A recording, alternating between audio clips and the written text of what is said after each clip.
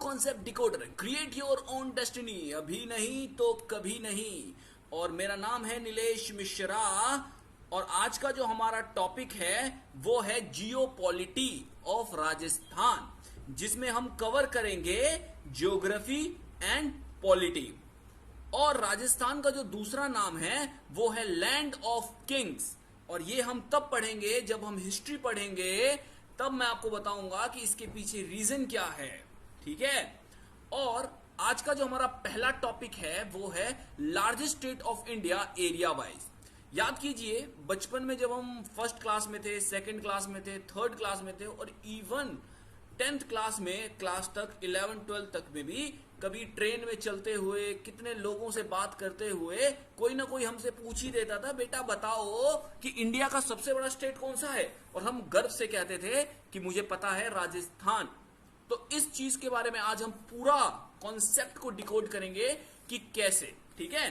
Total area जो राजस्थान का है वो है 3,42,239 स्क्वायर किलोमीटर, जो कि इंडिया के टोटल एरिया से एरिया का 10.4% है बॉस। सबसे बड़ा एरिया है ये।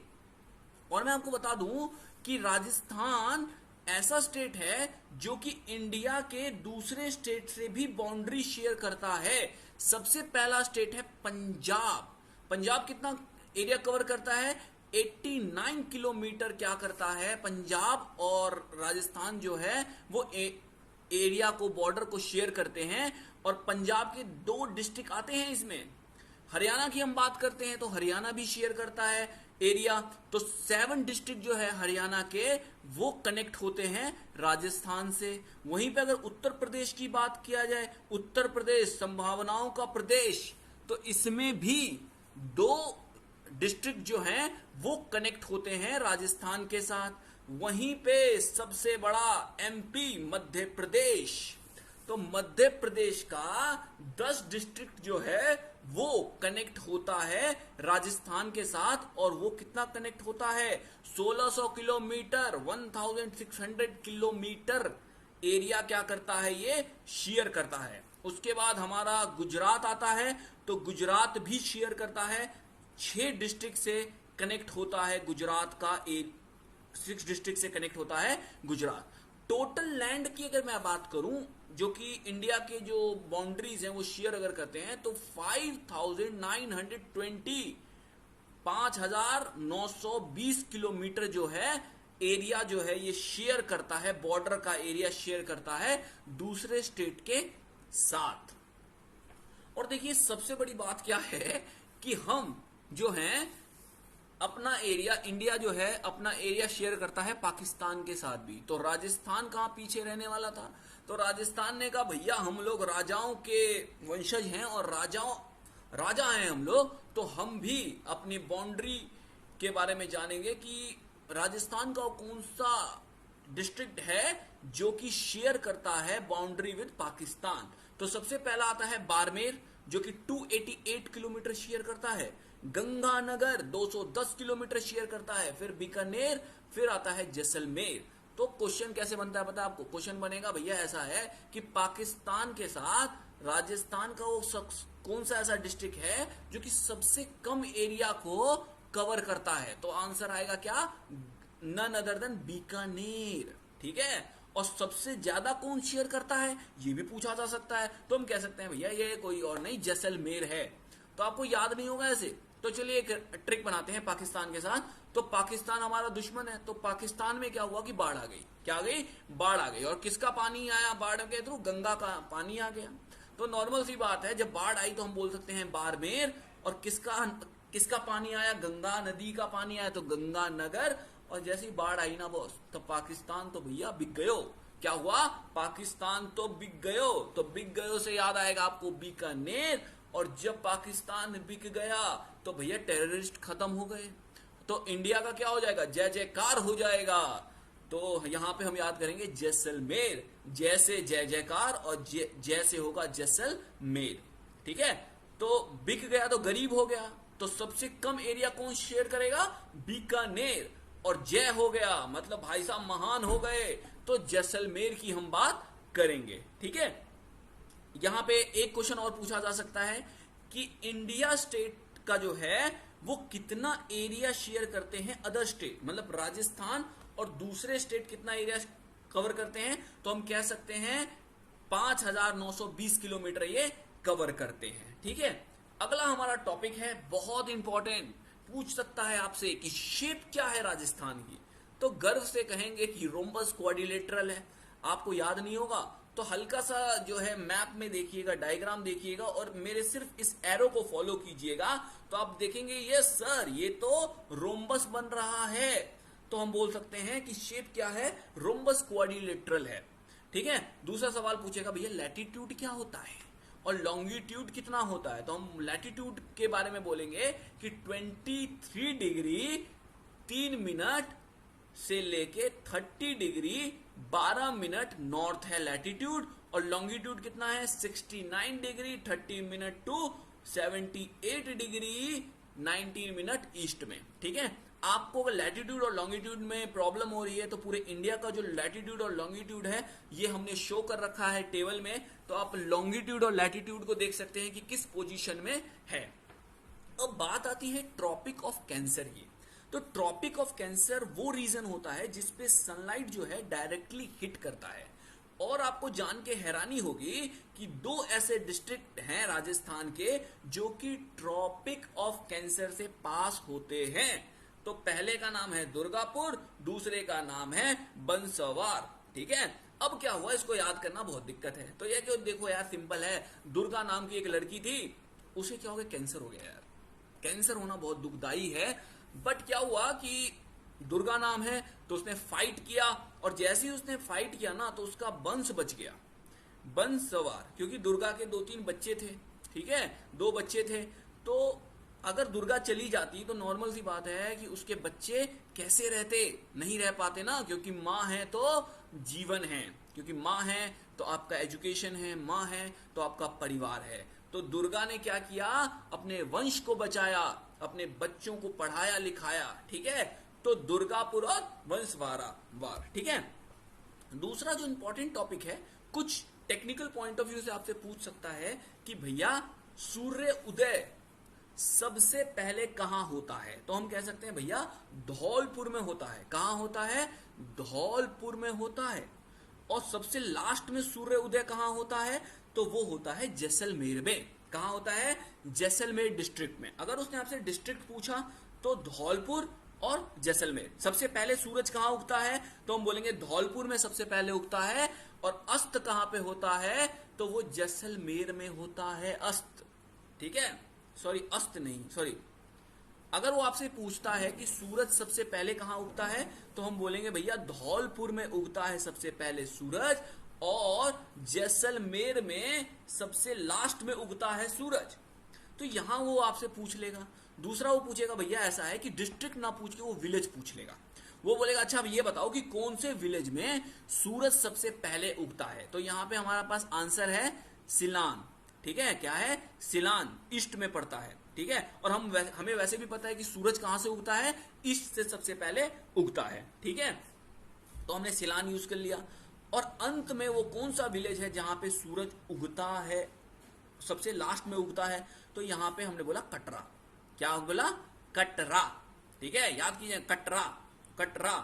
ठीक है, याद कीजिए जैसलमेर, तो इंडिया की जय जय होगी, ठीक, जय जयकार होगी। ठीक है, तो नॉर्मल सी बात है, जय जयकार होगी। तो इंडिया का क्या रूल है कि भैया सबसे पहले हम खाना किसको देंगे, सबसे पहले खाना किसको देंगे, पाकिस्तान को देंगे। जो लोग वहां पे फ्लड में फंस गए हैं उनको खाना देंगे, और जब खाना देंगे तो नॉर्मल सी बात है कि हमारे वहां जो सूरज होगा हम अपने से पहले किसी और को करेंगे। तो नॉर्मल सी बात है सनराइज सबसे लास्ट में कहां पे होगा, वो जैसलमेर में होगा। और विलेज का नाम क्या है, कटरा। और सबसे पहले कहां उदय होगा, वो होगा धौलपुर में, धौलपुर, और विलेज का नाम है सिलान। ठीक है, अब अगर मैं बोलूं कि जैसलमेर और धौलपुर के बीच का डिस्टेंस कितना है, तो आप बोलोगे सर वेस्ट से ईस्ट की आप बात कर रहे हो, तो मतलब 869 किलोमीटर होगा। मैंने कहा बिल्कुल सही बोले हो। और इनका जो टाइम डिफरेंस है, इनका जो सूरज उगने का जो टाइम डिफरेंस है वो 36 मिनट का है। ये भी पूछ सकता है, बहुत इंपॉर्टेंट क्वेश्चन। कितना, मार्क कर लीजिए, 36 मिनट। 36 मिनट का डिफरेंस है जैसलमेर और धौलपुर में। ठीक है, अब देखिए गंगानगर, भैया गंगा नदी आई और कर दिया तबाही। ठीक है, गंगा नदी आई और पाकिस्तान में क्या कर दिया तबाही। तो यहां पे गंगानगर में ही एक गांव है जिसका नाम है कोना, और कोना में स्लांटिंग पोजीशन ऑफ सनरेज होता है। देखिए आपने पढ़ा कि ट्रॉपिक ऑफ कैंसर कहां पे था, तो ट्रॉपिक ऑफ कैंसर कहां पे था, दुर्गापुर में और बंसवाड़ा में। ठीक है, तो बंसवाड़ा और ट्रॉपिक ऑफ, जैसे जैसे आप ऊपर जाते जाएंगे तो जो सन की रेज हैं वो स्लांट होती जाएंगी। ठीक है, तो नॉर्मल सी बात है। तो यहाँ पे कहां पे है, कोना। ठीक है, और साउथ की अगर मैं बात करूं तो साउथ में जो बंसवाड़ा है और सबसे ज्यादा स्लांटिंग यहाँ पे होता है बोरकुंडा में, गांव है बोरकुंडा। तो नॉर्मल सी बात है कि नॉर्थ से साउथ का डिस्टेंस कितना हो गया, 826 किलोमीटर हो गया। ठीक है, अब वो क्वेश्चन किस तरीके से बनाएगा, बोलेगा भैया ऐसा है कि आप मुझे बता सकते हो कि वेस्ट से ईस्ट और नॉर्थ से साउथ का जो है डिस्टेंस क्या है। तो वो अलग अलग एग्जांपल दे देगा, बोलेगा नॉर्थ से साउथ का ये है, वेस्ट से ईस्ट का ये है, या बोलेगा कि दोनों इक्वल हैं। तो इक्वल नहीं है, वेस्ट से ईस्ट का जो रीजन है वो ज्यादा बड़ा है। ठीक है, एरिया के हिसाब से हम देख सकते हैं। उसके बाद हमारा छोटा सा टॉपिक है पॉलिटी। ठीक है, ज्योग्राफी पढ़ते पढ़ते आप लोग थक जाएंगे, इसलिए हमने कुछ पॉलिटी का भी इंतजाम किया है कि छोटे छोटे टॉपिक से हम बहुत बड़ा कॉन्सेप्ट डेवलप करेंगे। तो सबसे पहले सेंट्रल गवर्नमेंट के कंपोजिशन की बात हम करेंगे। ठीक है, तो सेंट्रल गवर्नमेंट में सबसे पहले आता है लेजिस्लेटिव का काम क्या होता है, यहाँ पे काम होता है लॉ बनाने का। फॉर एग्जाम्पल कि आप अपनी जिंदगी किस तरीके से चलाते हैं, लॉ से ही तो चलाते हैं। सुबह बचपन में बच्चे होते हैं तो आपके लिए रूल एंड रेगुलेशन क्या होता है, सुबह जल्दी उठना है, बिल्कुल उठना है, सुबह स्कूल जाना है, बिल्कुल जाना है, वापस आना है, होमवर्क करना है, खेलना है, फिर आप बड़े होते हो ऑफिस जाना है, ये सब करना है। तो पर्टिकुलरली क्या है कि रूल एंड रेगुलेशन होते हैं। ठीक है, बट इसे इंप्लीमेंट कौन कराता है, इसे इंप्लीमेंट कराते हैं आपके मम्मी पापा। ठीक है, स्कूल जाने के लिए कौन उठाता है, मम्मी पापा। तो लेजिस्लेटिव क्या हो गया, रूल एंड रेगुलेशन, और एग्जीक्यूटिव कौन हो गया, आपके माता पिता, जो कि लॉ को क्या करते हैं, इंप्लीमेंट कराते हैं। और अगर आपसे कोई गलती हो जाए तो उसकी सजा कौन देता है, आपके माता पिता और टीचर। तो यहां जुडिशरी की भी हम बात करेंगे। ठीक है, लेजिस्लेटिव जो कि लॉ मेकिंग है, तो यहां कौन है, पार्लियामेंट है। कौन है, पार्लियामेंट। तो पार्लियामेंट के 3 हिस्से होते हैं। पहला होता है राज्यसभा, जिसे अपर हाउस भी कहा जाता है, और लोकसभा, जिसे लोअर हाउस भी कहा जाता है। प्रेसिडेंट एक इंडिपेंडेंट पार्ट है। ठीक है, अगर राज्यसभा की हम बात करते हैं दोस्तों, तो ये जो है ये परमानेंट हाउस है। कुछ साल के बाद इस पर ईयर इसके 1/3 बंदे जो हैं वो रिटायर हो जाते हैं और उसकी जगह कुछ नए लोग आते हैं। तो राजस्थान का कितना सीट्स हैं राज्यसभा में और कितने सीट्स हैं लोकसभा में, ये कमेंट बॉक्स में आप मुझे लिख भेजें, और अगले टॉपिक में हम क्लियर करेंगे कि राज्यसभा और लोकसभा क्या होता है। ठीक है, दूसरा होता है प्रेसिडेंट। अब प्रेसिडेंट क्या हुआ कि कोई भी बिल है, मान लीजिए कि बिल है, अब वो बिल एक्ट तब तक नहीं बन सकता जब तक वो लोकसभा से पास ना हो, राज्यसभा से पास ना हो, और एट द एंड प्रेसिडेंट उस पर साइन ना कर दे, तब तक वो बिल एक्ट नहीं बन सकता। फॉर एग्जाम्पल आपने सुना होगा CAA। ठीक है, उससे पहले क्या था, CAB, मतलब सिटीजनशिप अमेंडमेंट बिल, और जब ये तीनों से पास हो गया तो इसे कहा गया सिटीजनशिप अमेंडमेंट एक्ट। तो बिल से एक्ट बनने में इन तीनों का रोल बहुत ही इंपॉर्टेंट है। एग्जीक्यूटिव में हम बात करेंगे प्रेसिडेंट की, वाइस प्रेसिडेंट की, प्राइम मिनिस्टर की, कैबिनेट मिनिस्टर की, सेक्रेटरीज की, सिविल सर्विसेज की, कैबिनेट सेक्रेटरी की, इन सब के बारे में बात करते हैं हम। सिविल सर्विसेज में आपका वही हो गया, IAS IPS हो गया। जुडिशरी की हम बात करेंगे, जुडिशरी में हमारा सेंट्रल लेवल पे सुप्रीम कोर्ट आता है। ठीक है, बात करते हैं स्टेट गवर्नमेंट की कंपोजिशन की, ये हमारे लिए इंपॉर्टेंट है। क्योंकि लेजिस्लेटिव में अगर मैं बात करूं तो लॉ मेकिंग बॉडी, जैसा कि मैंने आपको बताया, एग्जीक्यूटिव सेम चीज, जुडिशरी सेम चीज, बट जब हम स्टेट के बारे में बात करते हैं तो लेजिस्लेटिव काउंसिल में वहां पे क्या कौन था, वहां पे राज्यसभा था, बट यहां पे लेजिस्लेटिव काउंसिल है जिसे हम एमएलसी कहते हैं। वहां पे प्राइम मिनिस्टर थे लोकसभा में, यहां पे भैया लेजिस्लेटिव असेंबली है जिस एमएलए, जिसके मुखिया कौन होते हैं, चीफ मिनिस्टर, और वहां पे प्रेसिडेंट थे, और यहां पे कौन है, गवर्नर हैं। ठीक है, एक मैं इंपॉर्टेंट बात बताता हूं कि प्रेसिडेंट अपॉइंट करते हैं गवर्नर को, और चीफ मिनिस्टर को शपथ दिलाते हैं गवर्नर, और प्राइम मिनिस्टर को कौन दिलाते हैं, प्रेसिडेंट। ठीक है, तो यहां पे एमएलसी और एमएलए के बारे में हमने सुना। तो कमेंट बॉक्स में ये भी बताइएगा कि राजस्थान में कितने एमएलसी हैं और कितने एमएलए हैं। ठीक है, और अभी का राजस्थान का गवर्नर कौन है। ठीक है, और जुडिशरी फंक्शन कौन करता है, हाई कोर्ट फंक्शन करता है, जिसमें नॉर्मल सी बात है कि फॉर एग्जांपल कि स्टेट गवर्नमेंट किसी भी पॉइंट के लिए चली गई, कोई भी काम के लिए हाई कोर्ट चली गई, बट अगर स्टेट गवर्नमेंट खुश नहीं है हाई कोर्ट के फैसले से, तो वो उसे चैलेंज कहां कर सकती है, वो सुप्रीम कोर्ट में चैलेंज कर सकती है। ठीक है, इंपॉर्टेंट करंट अफेयर्स की बात हम करेंगे। करंट असेंबली कौन सी चल रही है, 15th असेंबली चल रही है बॉस। कौन सी चल रही है, 15th असेंबली, और 15th असेंबली के चीफ मिनिस्टर कौन है, none other than Shri Ashok Gehlot ji. और first chief minister of Rajasthan कौन थे, तो देखिए राजस्थान है भैया, राजाओं का देश है, और नॉर्मल सी बात है इस राजाओं के स्टेट में नॉर्मल सी बात है कोई हीरा ही होगा जो इनका लीडर होगा। तो none other than Hiralal Shastri ji, ये पहले चीफ मिनिस्टर थे राजस्थान के। और पहली महिला चीफ मिनिस्टर कौन थी जानते हैं आप, none other then Vasundhara Raje जी। वसुंधरा राजे जी हमारे राजस्थान की पहली महिला चीफ मिनिस्टर थी। और first non Congress chief minister कौन थे, देखिए हुआ क्या कि नॉर्मल सी बात है, जब शुरू में देश आजाद हुआ तो सबसे बड़ी पार्टी थी कांग्रेस पार्टी, और जितने भी स्टेट में इनका राज्य था हर जगह कांग्रेस ही थी। बट धीरे धीरे हमारा कॉन्स्टिट्यूशन और मजबूत हुआ, तो लोगों को और मौका मिला ताकि डेवलपमेंट हो। तो सबसे पहले non Congress chief minister of Rajasthan कौन थे, वो थे भैरव सिंह शेखावत जी। और ये 11th vice president of India भी रहे। सोचिए, बहुत बड़ी पोस्ट होती है वाइस प्रेसिडेंट ऑफ इंडिया।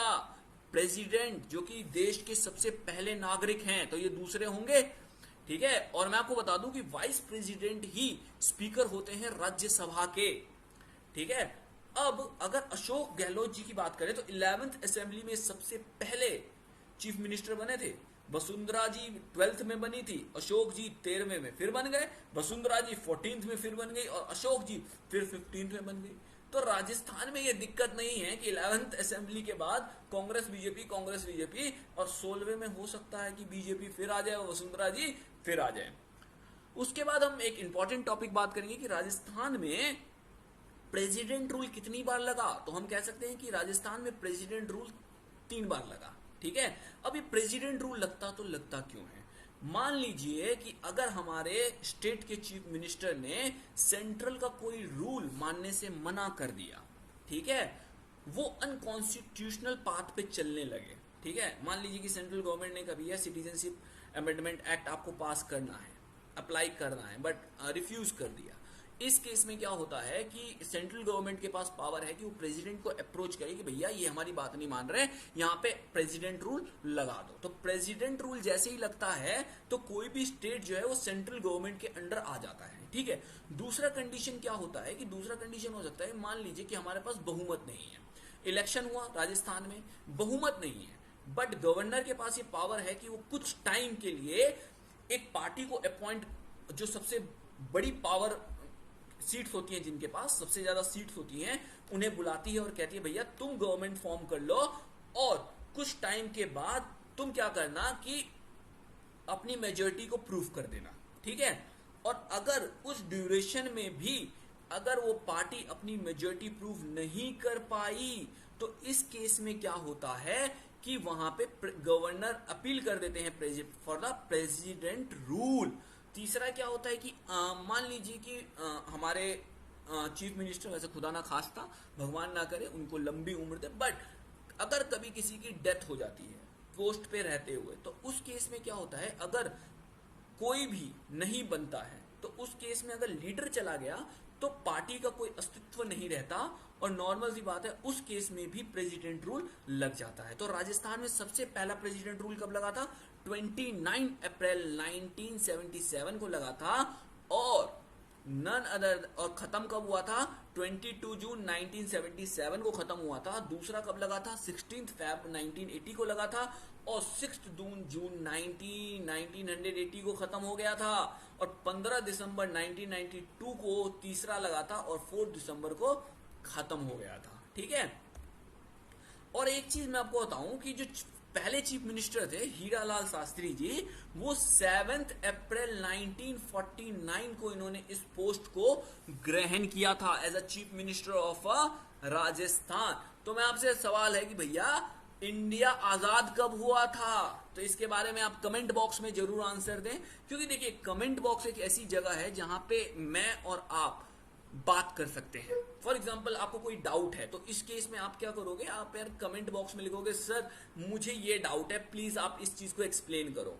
तो क्योंकि मेरा पढ़ाने का जो स्टाइल है, मेरा आउटपुट कब आएगा? जब आप अपना इनपुट दोगे।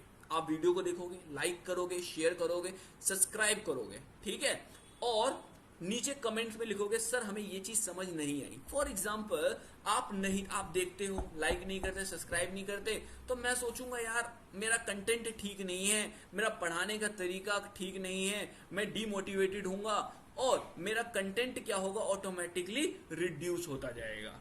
तो प्लीज इस चीज को रोकें और लाइक करें, सब्सक्राइब करें और कमेंट करें, और कॉन्सेप्ट डिकोडर के साथ बने रहें। और लास्ट में आप ये विकिपीडिया से भी पढ़ सकते हैं कि हमारे पास कितने, जैसे कि मैंने आपको बताया था कि 15th असेंबली हमारी चल रही है, उसी तरीके से पहले सीएम कौन थे, दूसरे कौन थे, तीसरे कौन थे, चौथे कौन थे। जैसे तीसरे थे आपके जयनारायण व्यास जी थे, 5th कौन थे, जैसे मोहनलाल जी थे, तो उदयपुर से थे। तो ये आप विकिपीडिया पे पढ़ सकते हैं। और हालांकि इंपॉर्टेंट यही है, फर्स्ट कौन है, अभी कौन है, और प्रेसिडेंट रूल कब लगा, ठीक है, ये इंपॉर्टेंट है। ठीक है, तो ये हम समझ सकते हैं। और सॉरी, पहला जो प्रेसिडेंट रूल लगा था वो 13 मार्च 1967 को लगा था, और 26 अप्रैल 1967 को खत्म हुआ था। इसका मतलब अभी तक प्रेसिडेंट रूल कितने लगे हैं बॉस? अभी तक 4 प्रेसिडेंट रूल लग चुके हैं। ठीक है, सॉरी ये गलती हो गई थी, एक्चुअली टाइपिंग मिस्टेक, तो कभी कभी इन सब चीजों को भूल जाना चाहिए। तो टोटल बार कितनी बार लग चुका है? 4 बार प्रेसिडेंट रूल लग चुका है। Thank you.